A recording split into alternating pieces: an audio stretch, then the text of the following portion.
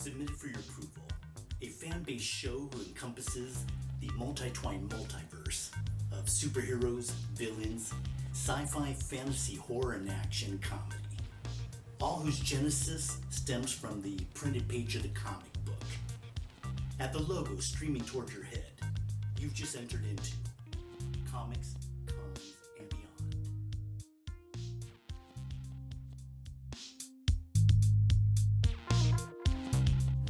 We are back, and we're glad that you are as well. With me, as usual, is Adam and Bob.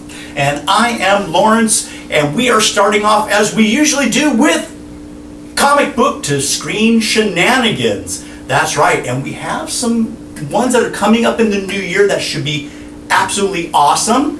We have War of the Planet of the Apes, which even though was not a comic book, it was a novel that was made into a screenplay, which actually Rod Serling of Twilight Zone penned the first couple drafts, but the scripting got taken over by somebody else because creative differences. It would have been epic to see Rod Serling's script come to life. But it was a novel, turned into a movie, turned into a comic book, cartoons, very pop culture-ish, very enduring. It should be interesting to see the third installation of this series. Yeah, with Woody Harrelson. Yes. It's going to be awesome. It really is. Definitely looking forward to it. And what else do we have on the horizon for the new year? Did I mention this was our New Year special? No. I didn't? Blasphemy. Well, it is. It's our New Year special. Yay. Surprisingly good. Yeah. Thank you. Appreciate that. Welcome to our New Year special, boys and girls. Well, I mean, to kind of carry through, maybe not necessarily with comic book adaptations, we've got Kong Skull Island, which is really exciting. We have a great cast for that. Obviously, we've got a decent amount of footage with it. It's kind of interesting to see some of the creatures they have running around in that. I think it's time to kind of step in that direction. Nice to bring King Kong back into it, as well as there's some rumors, I believe, that they're going to incorporate maybe a Godzilla and King Kong recent. That could be interesting. I don't know if you take it as a serious movie or a fun movie, though. Well, the last one was tongue-in-cheek, and I think they did that. It was 1965 when they did that. It was a Japanese production with the guys in the suits crushing model cities and what have you. It was. All I remember is King Kong throwing Godzilla into the ocean, and I'm like, this is terrible. It was terrible. It really was. So it'd be interesting to see this one. Yeah, no, that's definitely exciting. Another one that's honorable mention that we obviously to carry through from the holidays. Not that this isn't a holiday. Would be the fact that they have the new, what's the word? Han Solo? Oh, and they're still casting that. Yeah, they are. Donald Glover is going to be Lando Calrissian. So, obviously, or as far as we've heard. That's exciting, because good old Child Gambino hasn't been in too many things, not since it's turned down to the Spider-Man. It better have like a 5-second cameo. He better have like some good lines of snappy retorts. Absolutely. Yeah, I hope so. And it'd be nice to kind of see them set up for, the next, trilogy, if they wind up including actual Lando Calrissian in it as well. Because, let's be honest, he wasn't in the last one, so... No. Actually, he wasn't. Neither was Han Solo. What the hell? Okay. I'm talking about Force Awakens. He got stabbed in that one. I'm talking about the next... Oh, my gosh. Force Awakens, never mention that again. Well, we have to. Yeah, because there's another It two is movies. episode 7. It is. I want to rule the galaxy, but I have daddy issues. Well, I mean, at a certain point, that movie just turned into a Han Solo movie. Yeah. It did. It was just a nice way of them kind of saying, thank you for all your time, and here's the door. Yeah. And he was like, just fucking kill me now and get me off the set.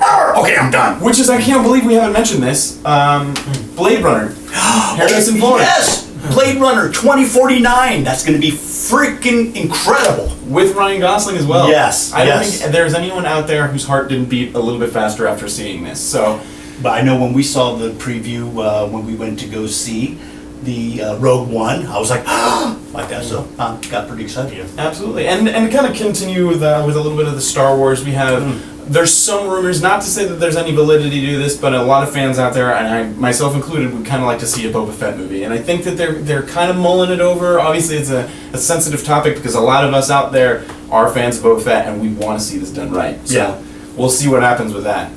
Because Boba Fett was a badass bounty hunter. Really Only the extended universe that is no longer. Or still is. He still is. He still died is. so badly. I know he did. He About deserved that- better than that. About that, there's rumors that he may not have actually had. Oh yeah, he flew out of there. Well, like I said, rumors. Obviously, there's a lot of rumors when it comes to the whole Boba Fett thing in general. So I think they've talked to Lucas about it. He said that he kind of just assumed that people thought he lived. So with that very elusive statement, Well, George Lucas is like, yeah, I think he lived. Yes, go ahead. exactly. That's pretty much it. But we'll see. We'll definitely see. A lot of us want him to live, I would think. Yeah, for sure. Definitely. Not enough of the Boba. All that Boba. I want Django. Thai tea with Boba. Taro, my favorite. Just want to point out a couple other films that are coming out next year that we kind of, ones that we didn't discuss much because there aren't any trailers for it or anything inside, but just from the rumor mill. So we have the Inhumans, right? Oh, yeah. Yeah. Very cool storyline. Of course, we have Logan, right? Kingsman, The Golden Circle. I actually didn't know that was a comic book beforehand. And then you've got Thor, Ragnarok. Absolutely. Yes. And last one being Justice League. That could be very, very fascinating because. But that's the thing is, I'd also heard another rumor that they're pushing it back would give Batman more time. Yeah, they are. So Very nice. I'm glad they're making patient, rational decisions. You mean you're not concerned with the fact that there's Aquaman, Cyborg, The Flash. The Flash, and then they're all going to do Green Justice- Lantern. Well, they haven't said whether or not Green Lantern's actually going to have his movie up until this kind of. I would just say no. Just on reflex, no. Yeah, they don't really show any kind of images with Green Lantern in the Justice League at this moment. Not to say that he won't eventually lead down that path. It's just that kind of goes in a really weird spiral out. How did that go again? Weird spiral. Okay, very good. Yeah, he's not really grounded on Earth per se, so there's really a lot of range and variety. I think for right now DC's kind of trying to tackle maybe very Earth-grounded looking films for the most part. I mean, God, we're only going back to World War II for Wonder Woman. Oh, yeah, of course. I mean, it's going to be interesting to see that. Ragnarok, though, I have heard some theories for that. One, not going to give any actual information to say that this is true, but that Thor's hammer might actually be one of the last Infinity Stones, the actual Soul Stone itself, which would be interesting. I mean, how, if that is the case, they would wind up kind of getting that gem out of that puppy. So, Uh-oh, a special appearance by Jeremy. Actually, there's also another rumor that the Soul Stone will be by the villain of Ragnarok. I forgot her name, but she's the controller of the undead. So, Hela? yeah, I think her. There we go. Just tell you. Hot topic of the week. What is happening in the publishing world for this week? Well, let's see. Actually, one I have is not quite brand new news. It's actually a little bit. Actually, I think I spoke about it before, but was the Hellboy universe has come to an end. The main character has. I'm not going to say what happens, but the storyline has come to an end. I'll say it's not so. It ended gorgeously. It ended so it felt right. Befitting Yeah. the status of Hellboy? Yeah, easily. Like he did it. He wasn't walking away. He was setting it down with respect, which has Nice. prompted me to start collecting these monsters. Oh, it's so beautiful. Look at that. Just need to point this out. So, it contains several volumes, and of course it's gargantuan and huge, so you get to see the artwork in all splendor. Splendor! This will be my growing collection. You guys are my growing absolutely out of control. Look at it. It's We so. do it for the There's fans. so much darkness. And look at that guy's eyebrow, that merciless eyebrow. Oh my god. Oh! Look at that! That is freaking epic! The art is on point, am I gonna lie, folks? I gotta point out that these things are around $36 to $38, considering the factor that it contains 2 volumes that each cost $17. It's actually a pretty fair price. That's pretty damn good. Hardback is fine back by me. Hell yeah. Oh, yeah. And getting your comics and compilations or minibuses, for me, It's the best way to go. You can just dive into it. Yeah, just get it, hoard it, and go binge! Just like that. In like 3 minutes. Pretty much, yeah. But 3 minutes, very well spent. What is it? 7 minutes in heaven? Oh, yeah, yeah. I've doubled that before. Oh, All right, what else is happening in the publisher news? well, I think that kind of, not necessarily to say that it's new, but the kind of roundup of the Civil War II. So we're kind of seeing Okay. the fallout of that. I mean, it's pretty obvious at this point Iron Man's gone. What does that mean for you folks? What does it mean for all of us? Yeah. You will be missed, Tony Stark.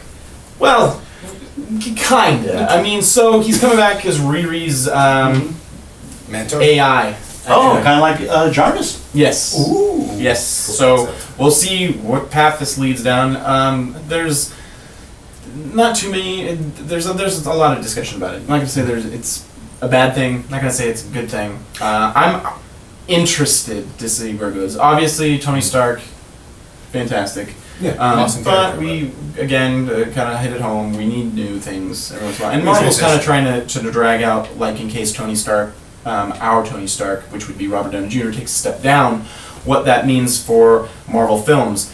I think it's a step in the kind of right direction. Maybe we'll see what kind of happens or what they're looking to do after the Thanos Infinity event. So who they're going to be casting for the new Iron Man, if they decide to go with Riri, or if they decide to go like a Riri-esque kind of actress.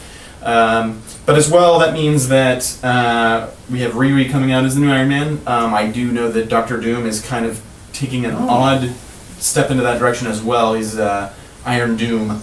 So there's going to be some of that. Wasn't it kind of redundancy? Iron Man. Yeah. Well, he's no longer wearing the suit.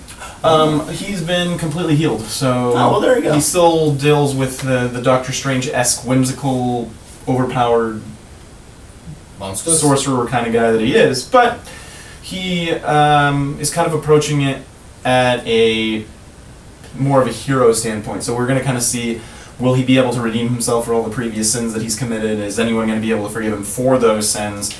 And obviously we have Captain Marvel, the movie coming out, so we know that she inevitably probably winds up killing Iron Man. We'll see if that winds up maybe playing a role into the movies. That's kind of an interesting way of looking at it, and also kind of terrifying. Yeah. Well, I think with the Inhumans, the RPX IMAX release to introduce it to ABC for television, hopefully this means Marvel is going to start dipping, because they literally have hundreds of characters. They have hundreds of storylines. So hopefully this means that they're like, okay, let's let the main guys take a back seat for a while, and let's open up the treasure chest of characters not too many people know, except for the hardcore fans, of course. And speaking of which, again, leave us your comments. Tell us what your favorite storylines are above and beyond the main guys, and let us know if maybe you'd like to see those made into either movies or streaming on Netflix or what have you, because that'd actually be very interesting. Yeah, absolutely. Another kind of interesting thing as far as comic books go, I kind of want to mention, obviously we know that the Thanos event is approaching. They came out with an actual first issue of Thanos, which is kind of interesting. He's retaken the throne from Corvus. For those of you who knew that anybody in the Black Order, some of his generals will wind up trying to have him, or help him, try to help him. There we go. I apologize. Yeah, no, we're good. Sure. We're good. Tried to help him take over Earth while the rest of the Avengers were off doing other things. He's returned to his throne, and basically we find out he's dying. And we'll see. Those alternate covers are really interesting, especially with the one with him like in the forest reaching up, but like looks almost peaceful. Like, it's interesting. Well, I mean, Thanos is a wide variety of topics, So, well, hopefully they can flesh out more storylines again with characters that are not the top 7. So yeah, I'd like to see that happen again. You folks who are the fans out there, let us know as well. And hopefully we can beat the grass together, so to speak, and get some of this stuff, brought into fruition. Is that it? Little side note, it's a television show. Is The Expanse has been cleared for season 2. Now, some of you might know, Expanse is a book, is an adaptation of a book, Leviathan Wakes.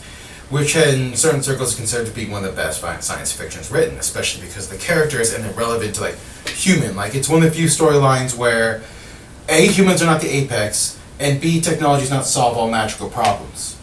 And so it's a storyline. If you watch the show, it's spectacular. It's honestly the best science fiction show I've seen since The Next Generation. Not comparing the two modern, but like when I saw it there, I know Firefly and Dark Matter. Yes, they were cool.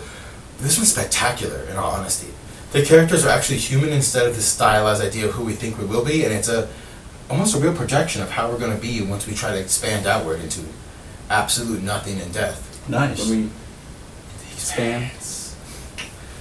Puntacular. Oh yeah. Alright, that's all I got for right now.